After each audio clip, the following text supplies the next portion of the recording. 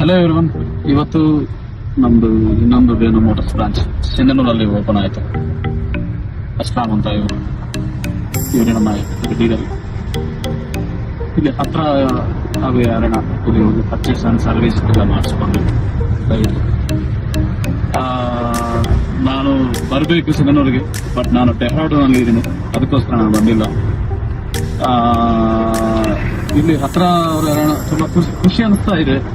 ಬೇರೆ short period ಅಲ್ಲಿ branches ತುಂಬಾ ಓಪನ್ ಆಗ್ತಾ ಇದಾವೆ.